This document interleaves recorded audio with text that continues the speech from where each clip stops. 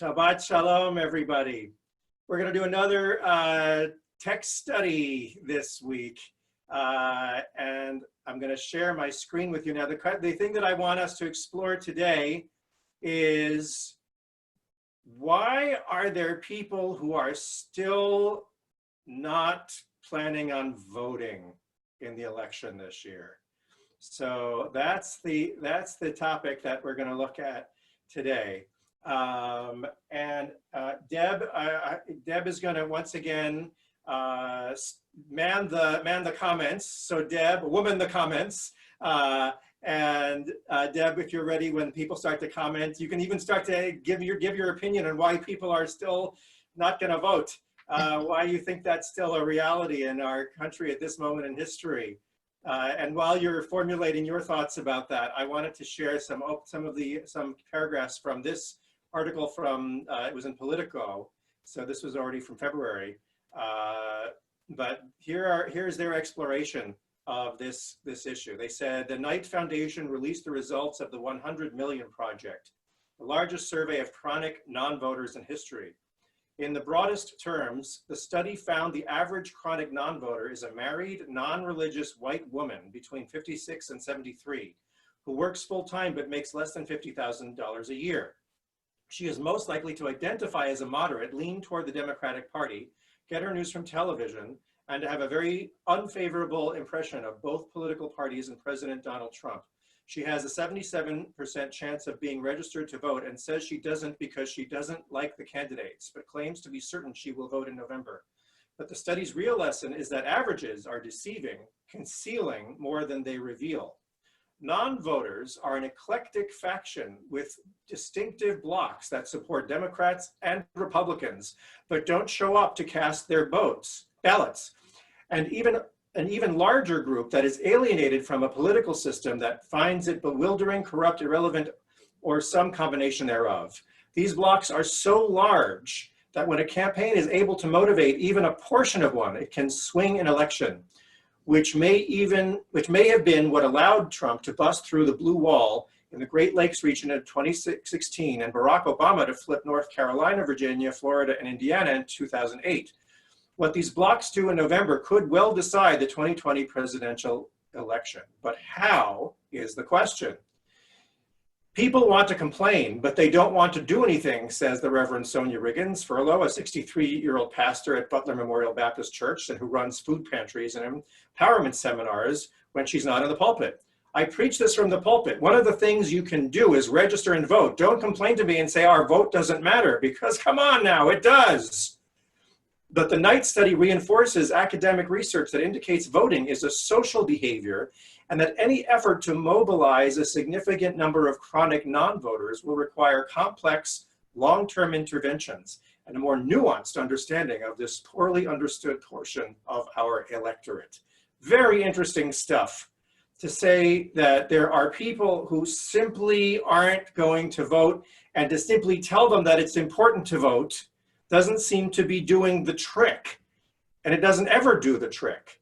So what I want to do today in our study session is to simply explore the dynamics of this issue from a Jewish perspective. And again, I'm not going to solve the problem. Halavai, I could, or any of us, solve the problem, but we're not going to do that. What we're going to do is we're just going to study it and find some insight and what Judaism has to say about something like voting at a moment like this in history. Okay, any comments so far, Deb? No, none so far. I'm curious, did they say anything about not feeling their vote counts because of the Electoral College? That it didn't say. Bella, that's the next. Because I can see where some people would say, you know, I voted last year or 4 years ago, and the general vote didn't count. Right. Yeah. Look, and I don't know if you're like me, but you know, I always vote, obviously, but I always think, right, well, I'm voting in DC or I'm voting in Montgomery County, and we know it's going to go blue, but yeah, you know, like it's as if like the feeling that my vote doesn't really count, but I have to do it anyway. So a couple of comments, yeah, from Howard and Susan Weiss, that the postcard project that several people in Kol Shalom and across the country have done, has documented some success, but that is, I don't know yet. And then Alan Benton says, don't Jews as a group take their vote seriously? That's a good question, Alan. And thank you for bringing up the postcard writing project. Another shout out to our Kol Tzedek committee for organizing that initiative. There is indeed evidence that, especially with people who are in disenfranchised situations, where they don't have they don't necessarily have the tools available to them to know how to make sure that their vote is registered, that this does make a difference. But I think that the point of this article still holds, which is that there are these huge blocks of people who very much know and have the wherewithal to vote, but are choosing not to anyway. And so, Alan, your question is a very interesting one. Don't Jews vote? Well, let's explore that. And if that's true, why is that true? Okay, so let's start with our Parsha. So this is a description from the very beginning of the Parsha, and this is the first fruits. So Bikurim.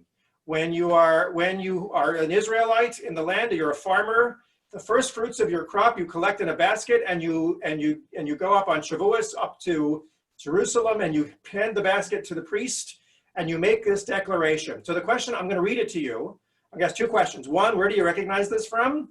And two, what would you say is the feeling tone of the declaration that the farmer has to make? What is the mood of this declaration? Okay, that's my question to you. So here we go. The priest shall take the basket from your hand and set it down in front of the altar of the Lord your God. You shall then recite as follows before the Lord your God. My father was a fugitive Aramean. He went down to Egypt with meager numbers and sojourned there. But there he became a great and very populous nation. The Egyptians dealt harshly with us and oppressed us. They imposed heavy labor upon us.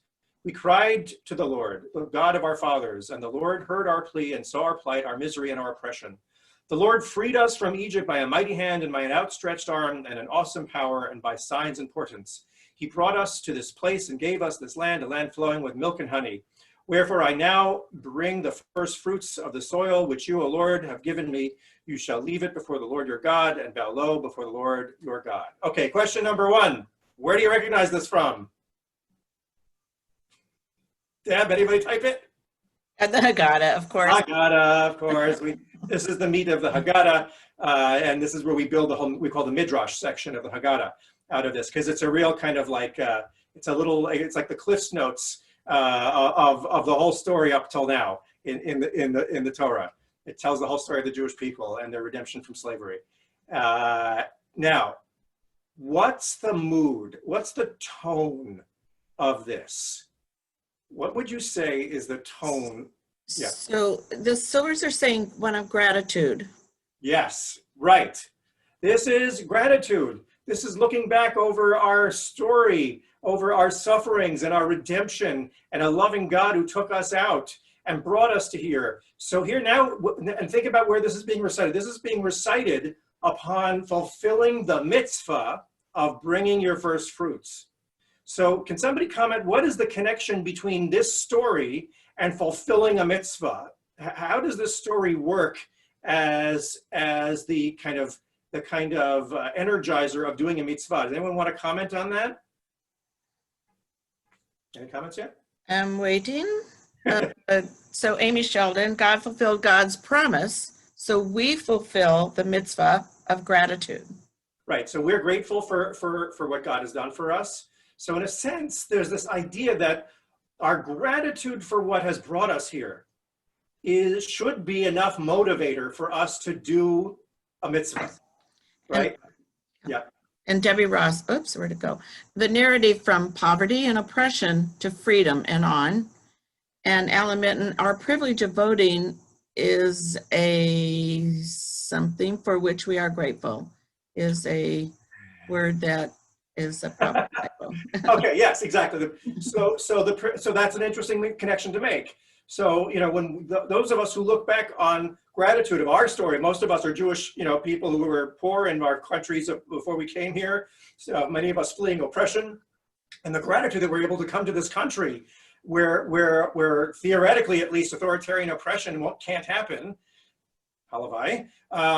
So our ability to vote is what does that. And so in a sense, you can see a kind of connection here, that in holding on to the gratitude of our story, of our history, on the shoulders of those who struggled before us to bring us to this, that is an obligation that obligates us to do what is right. So there is one answer, Alan, to your question about the very Jewishness of doing what is right, which in this case, the right thing to do is to vote. And Andrea says on that point about Jews voting, isn't there an analogy between community responsibility and action, as we express in our Yom Kippur prayers, and the sense of responsibility to take an individual action that is a small part of what can only be achieved through a group action? That was from Mike. Beautiful, beautiful, right. So there's this sense of the way community works, and our mutually agreed upon senses of obligation, which is what Judaism is all about, right? As providing the backdrop. I want to go to the next section here. This is just a couple of verses later in our Parsha. Now here we have almost exactly the same structure. You have a description of an Israelite who fulfilled a mitzvah, and then once again, when they come to Jerusalem, they have to make a declaration. Now this time the mitzvah is tithing, right? It's the tenth of their yield, the tenth of it, which goes to the Levite, the stranger, the fatherless, and the widow. So portion goes to help the Levites. The rest are to essentially the poor, right? And that we have an obligation. This is our obligation to give, to make sure a tenth of our income to give to those who are less fortunate than we are. And once again, once we get to Jerusalem, we are supposed to make this declaration. So here's my question to you now. What is the feeling tone of this declaration? And how is it similar or different to the other one that just came before it? Okay, so that's your homework now. As I read it, what's the difference in tone in this one?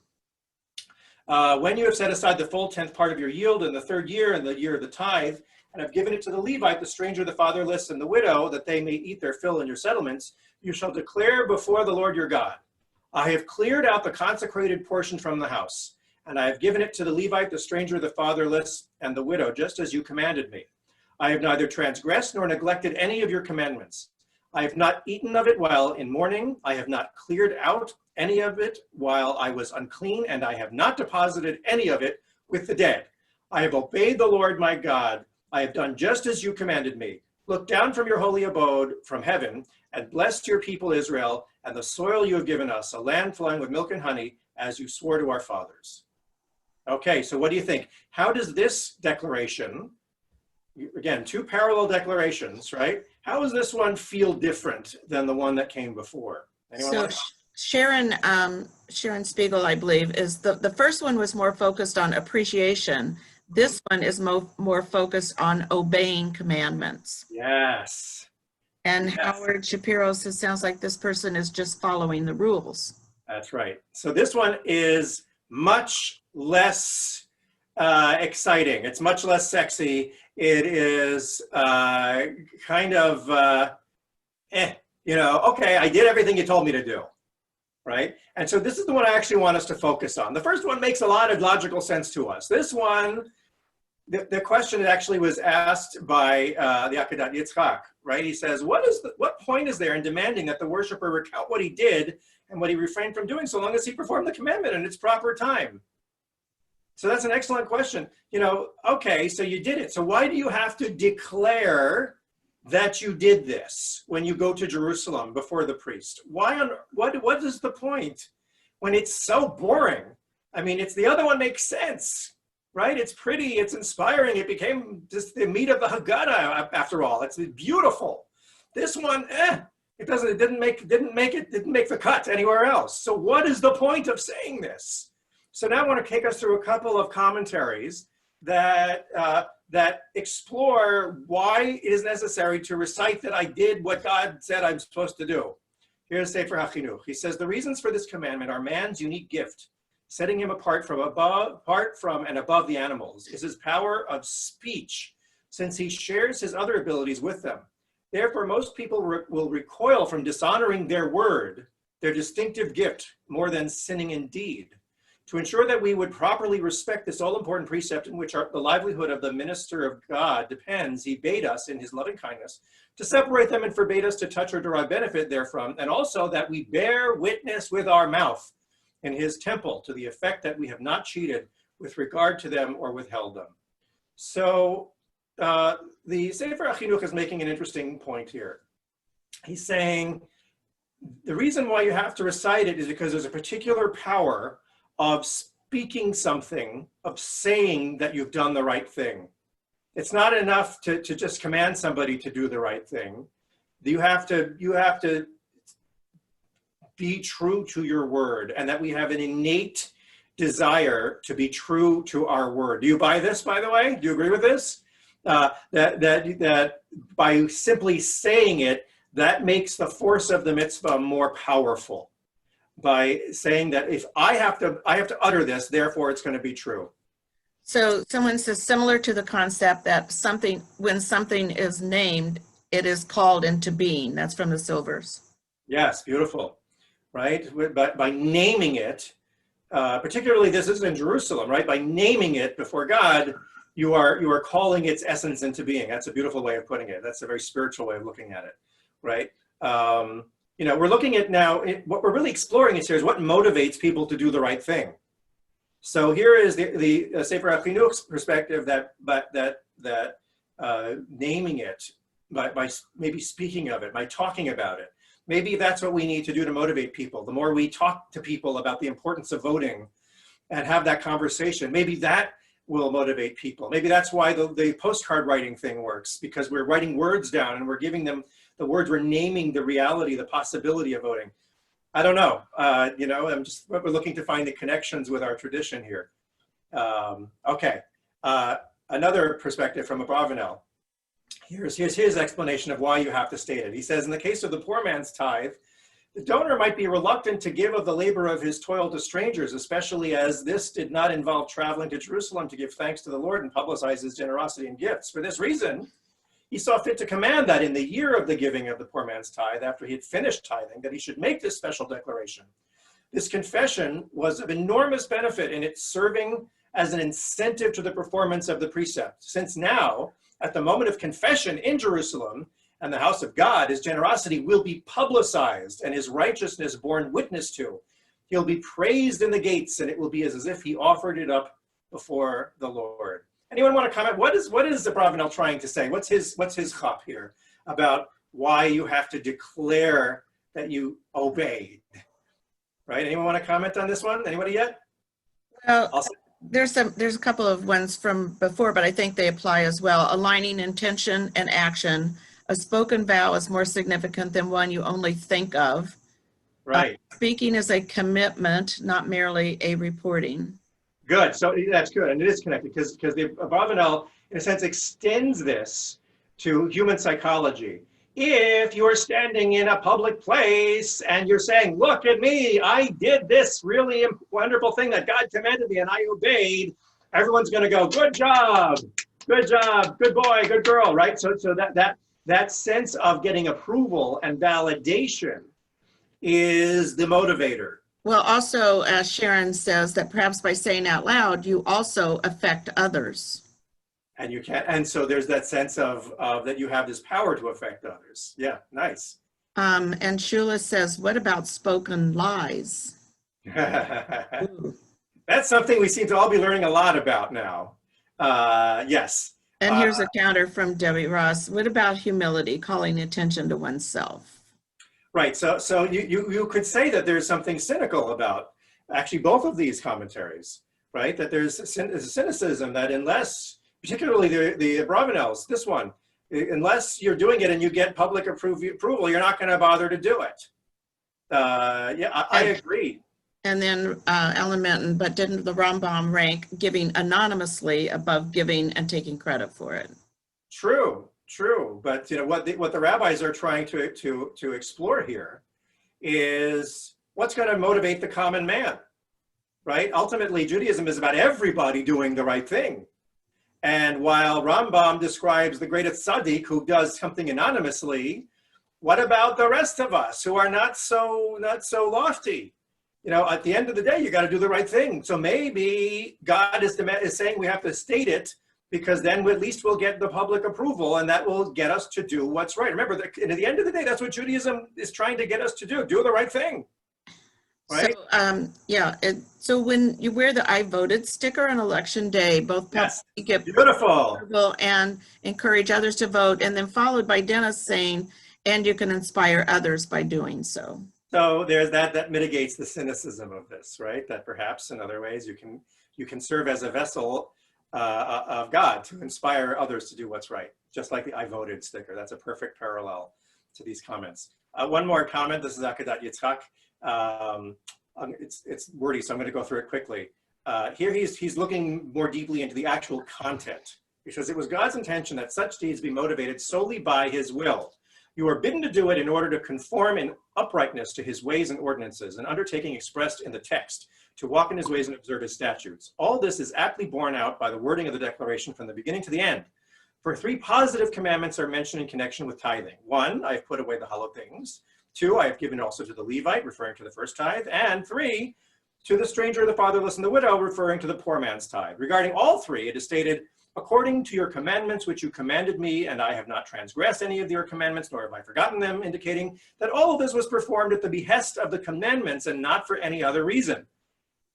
Emphasis on not for any other reason. This is followed by 3 negative commandments. I have not eaten, neither have I put away, nor given. Since they, the negative commandments, involve no actual performance and have in regard to them the phrase, I have obeyed the Lord my God in refraining from performance. And in order to stress what we have pointed out, that no other motivation existed, it is stated, I have done according to all you have commanded me. These precepts, negative and positive, serve as an indication of the nature of the divine precepts. They are all in the category of depart from evil and do good. Okay, so what is Akedat Yitzchak saying here? He is that, I'll start talking, Deb, but if somebody else has thoughts, okay. What he's saying here is forget about the importance of words. Forget about this whole idea of, you people want the public approval. All of just look at what it says. This is, you have to, as a Jew, you are commanded to be a perfect servant. You have to obey the divine will. You have to lay down your will, and you have to do it perfectly. And this is a way of reinforcing the quality of being an Israelite, that you have to obey a command because it is a command, because it is a mitzvah. Okay? And so this, in a sense, becomes, this is, I would say, the harshest one, although we see this in other places in Western civilization. In Kantian philosophy, there is the whole notion that you act, there's no such thing as doing something because you want something out of it. You only have to act altruistically without any expectation of feeling good about it. So this is a very Kantian kind of approach here, that the point of a mitzvah is to obey, period. Anybody, how do we feel about that one? You must be saying it perfectly, because I don't have any comments yet. It is kind of it is kind of the last word kind of comment here. This is a notion which exists all throughout the tradition. I want to remind us of this teaching from the Talmud. Rabbi Hanina says, greater is the one who is commanded to do a mitzvah and performs it than one who is not commanded to do a mitzvah and performs it.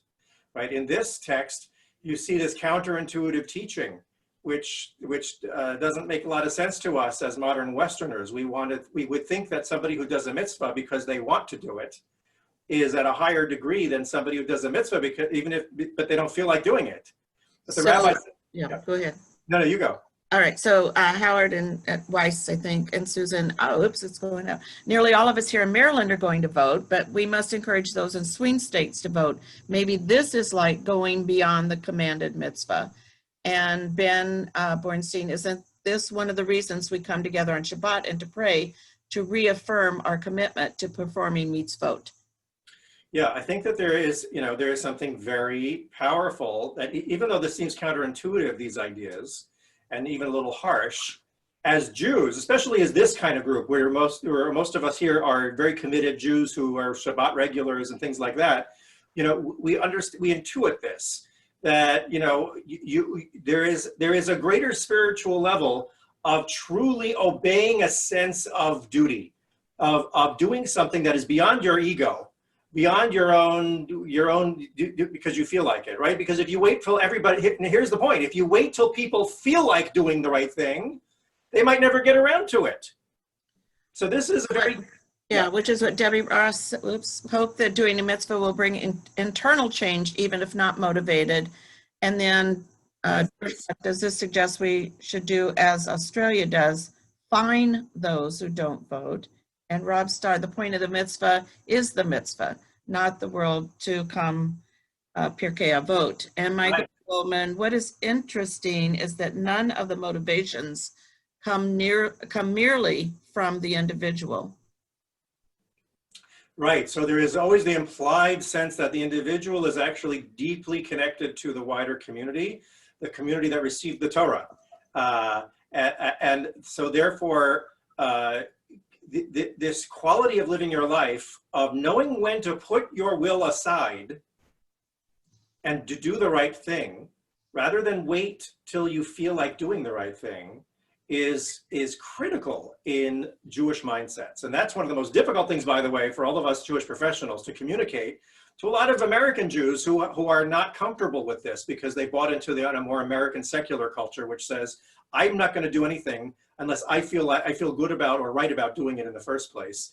There are some times when you got to do what's right, even if you don't feel like it. And of course, in this, we see a deep commentary on the reality that's happening in this country. And I think this is where Judaism does have some powerful insights to show us what perhaps is lacking in others in this society right now. Any comments left, Deb?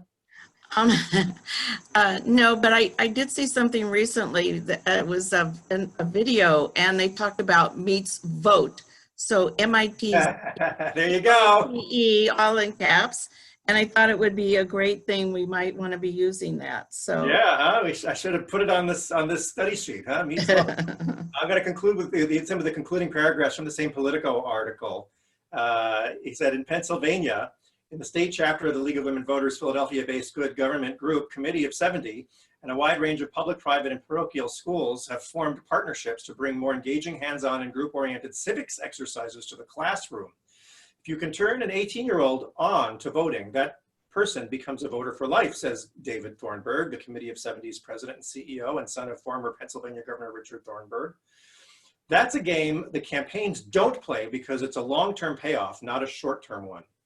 These initiatives have created punchy, concise YouTube videos demystifying the voting process, software to let students draw on their own state congressional districts with instant calculations of their demographic and political characteristics, mock elections using the state's actual touchscreen voting machines, and an election ambassadors program for high school students to train and serve as volunteer poll workers, giving them an intimate knowledge of how to vote months or years before they're old enough to do it for real. Because students are doing these activities together, the knowledge and interest in politics is likely to infiltrate their peer networks. That's how it appears to be playing out at Philadelphia's J.R. Masterman School, an elite public high school that has embraced many of these initiatives. I thought it would be taboo not to vote, said senior Amanda Duckworth, who turned 18 prior to November's local elections, and says she doesn't know anyone in her peer group who was of age and didn't cast a ballot. Classmate Alex Tadd, who turned 18 in January, is already registered to vote, even though he says his parents are non-voters, as are two older siblings who didn't attend Masterman.